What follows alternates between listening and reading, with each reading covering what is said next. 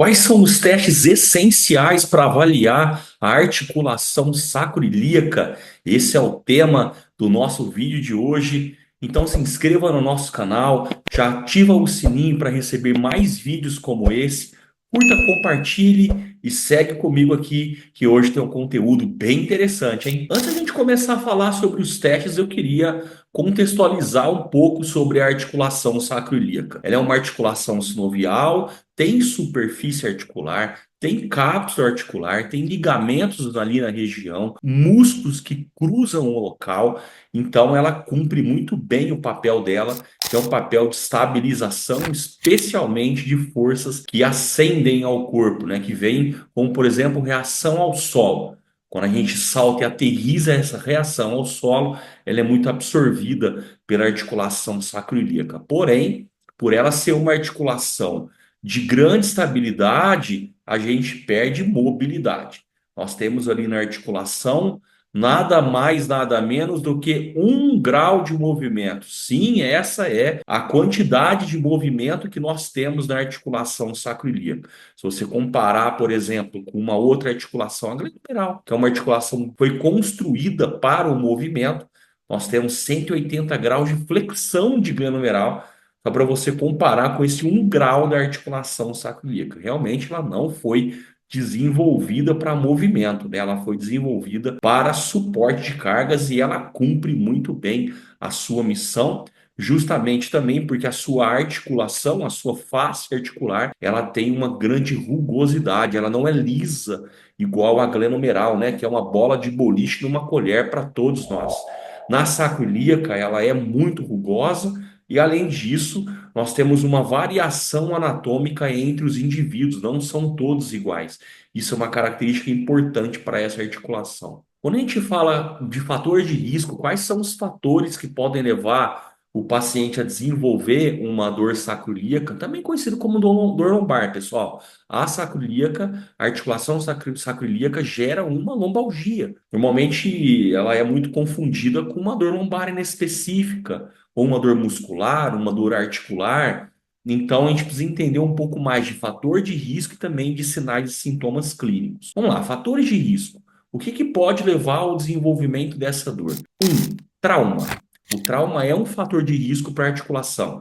Então, quando o paciente cai sentado, por exemplo, num trauma, ele escorregou no banheiro, caiu e bateu a articulação no chão, bateu o sacro no chão, o cóccix no chão. Isso pode levar ao desenvolvimento de uma dor sacroiliaca. O outro fator é um fator de sobrecarga mecânica, especialmente quando os nossos pacientes fazem cargas muito unilaterais. Então, por exemplo, saltar e aterrissar numa perna só. Por exemplo, eu joguei basquete, a gente jogando basquete, a gente salta para pegar o rebote, e na hora que a gente aterrissa, às vezes a gente não toca as duas pernas ao mesmo tempo no solo. A gente aterrissa com uma perna só. Isso é uma carga unilateral muito importante ali para a articulação sacroiliaca. Isso foi só um pequeno exemplo, mas pode acontecer em N outras situações. Então, por exemplo, subir e descer escadas, entrar e sair do carro, quando a gente apoia a perna para dar aquele impulso para sair do carro, às vezes de uma forma muito rápida, né? Gera um movimento muito brusco. Isso pode ser interpretado como uma sobrecarga mecânica na articulação e pode levar a dores ali na coluna lombar, na região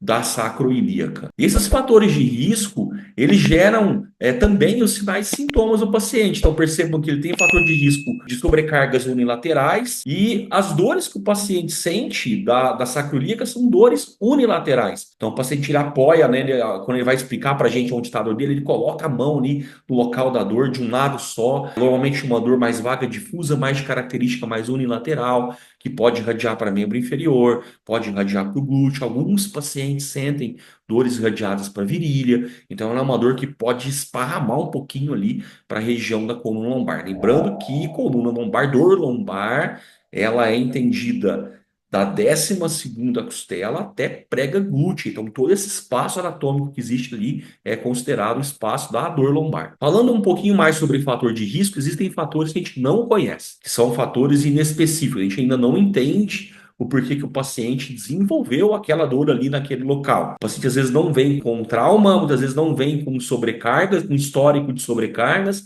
Então ele vem com uma dor de origem idiopática. E é um fator de risco também que acomete muitos pacientes, tá? Às vezes a gente não consegue determinar exatamente o motivo do porquê que aconteceu a dor ali naquele local. Um outro fator de risco um pouco mais específico aqui é a gravidez. A gravidez, ela muda o corpo da mulher, biomecanicamente falando, muda também um pouco o seu sistema ligamentar, ele fica um sistema ligamentar com uma laxitude um pouco maior, devido à produção hormonal que acontece ali durante a gravidez, né, a produção do hormônio relaxina, que acaba alterando um pouco ali a parte ligamentar, e o ligamento perde a sua capacidade de contenção do local, e com isso pode gerar um pouquinho de dor sacroiliaca ali durante o processo de gravidez. É um outro fator de risco que existe também muito bem fundamentado na literatura. Esse foi um resumo, então, dos motivos da dor sacroiliaca, fatores de risco, entendendo melhor a articulação. Vamos falar um pouco agora sobre o diagnóstico, né? E eu quero começar aqui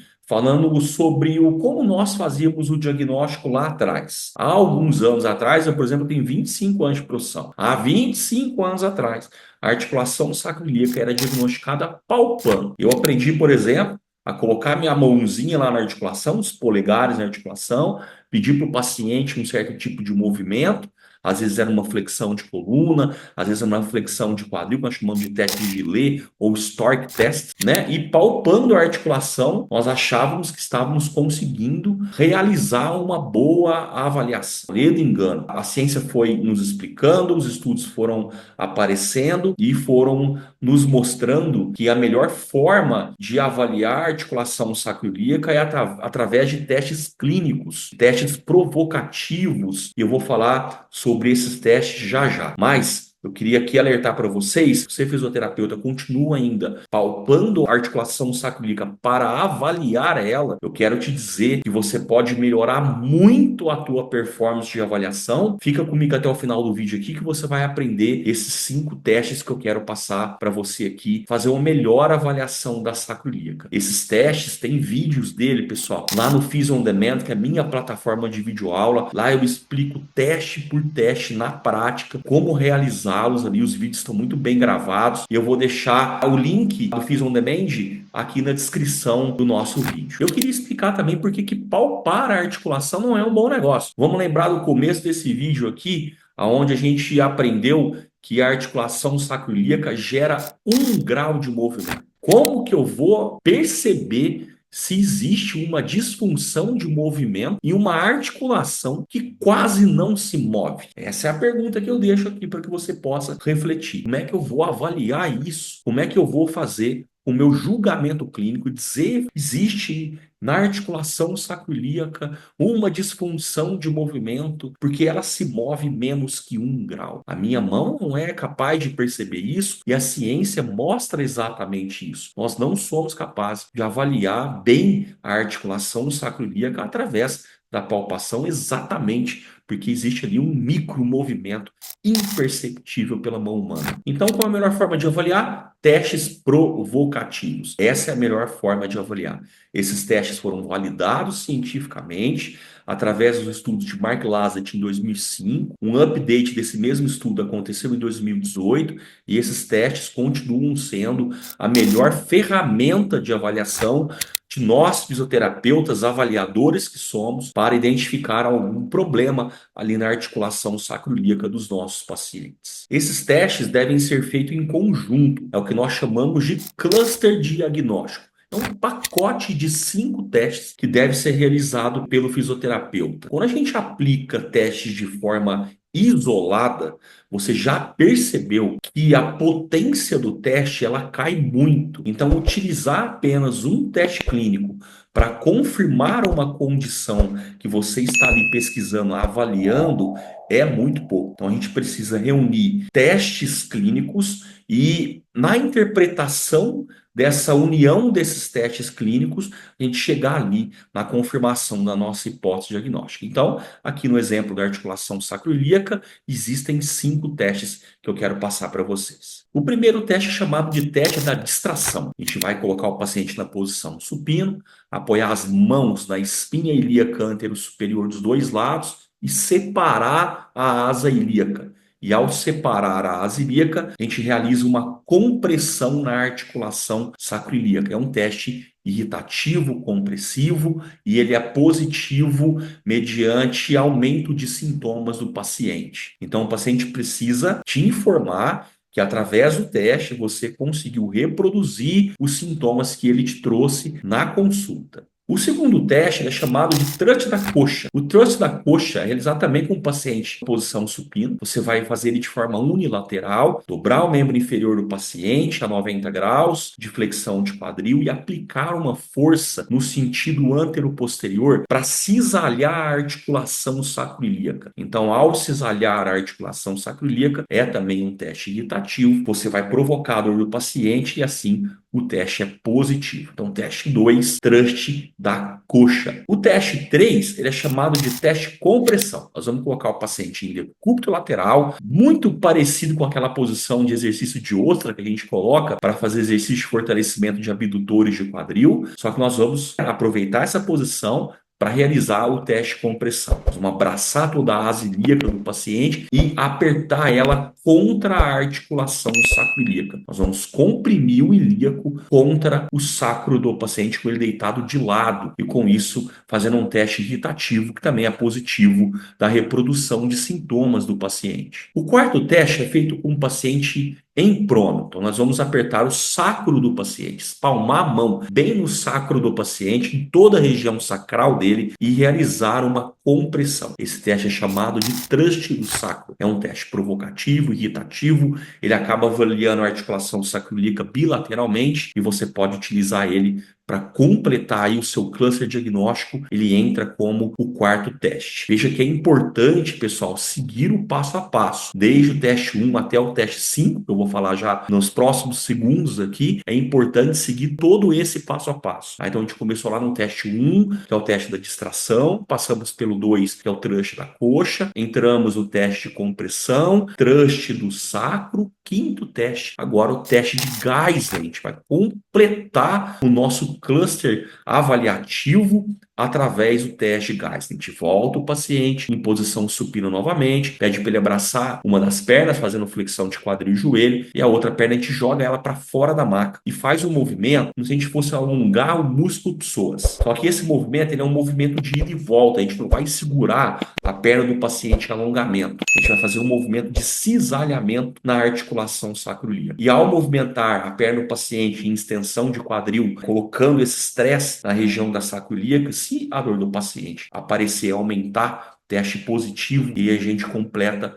o nosso quinto e último teste. E agora eu vou te mostrar como interpretar tudo isso. A interpretação é muito simples. Para a gente ter um bom número de especificidade, que é dado em probabilidade, em volta aí, em torno de 80% de probabilidade diagnóstica, avaliar é o que é mudar probabilidades. Então, para atingir uma probabilidade além de 80%, que já está maravilhoso, lembrando que a nota de corte é 70%, eu preciso de ter 3 dos 5 testes positivos. Então, não precisa de ter o cluster positivo ele inteiro. Se você tem 3 de 5 positivos, nós já temos uma especificidade em torno de 80% e uma razão de probabilidade positivo perto do 5.0. Isso significa que o paciente que você está avaliando tem 5 vezes mais chance de ter uma dor lombar de origem sacroiliaca do que aquele paciente que deu negativo durante os testes, entendeu isso? E depois que a gente avalia, a gente precisa tratar o paciente. Quais são as melhores ferramentas para o tratamento do paciente? Bom, eu costumo utilizar muita terapia manual associada ao exercício. E quando a gente fala em terapia manual, existe uma manipulação muito específica para a sacroiliaca, que é chamada de Chicago Roll. A Chicago Roll também tem vídeo dela lá no Physio On Demand, o passo a passo da construção da manobra, o thrust manipulativo ali no final. Tá tudo no Physio On Demand, pessoal. O link tá na descrição do vídeo, tá? A Chicago Roll é uma das técnicas de melhor resultado para dor sacroiliaca. É o que eu chamo de técnica manipulativa de escolha. É uma técnica que tem bastante estudo, ela é muito eficaz e ela ajuda muito na redução de dor nesse local. Após a realização da Chicago Roll, eu entro com um exercício com o meu paciente. E olha só, se o paciente tem dor a cargas unilaterais, eu começo com exercícios bilaterais, especialmente de quadril e membros inferiores, e depois eu vou colocando essa carga mais unilateralmente durante a evolução do paciente. Se eu for direto com exercícios unilaterais, eu corro o risco de piorar a dor do paciente, causar um flare-up doloroso no paciente, e isso eu não quero fazer com o meu cliente, né? Eu preciso melhorar a dor dele e não piorar os sintomas que ele me trouxe. Então, utilize os exercícios bilateralmente, vai evoluindo aos poucos, até você conseguir aplicar nele exercícios unilaterais. Eu vou ficando por aqui, eu espero que você tenha gostado desse vídeo. Clica no sininho para receber mais vídeos como esse. Se inscreva no nosso canal, compartilhe o vídeo para nossa comunidade científica crescer e eu te vejo no próximo vídeo.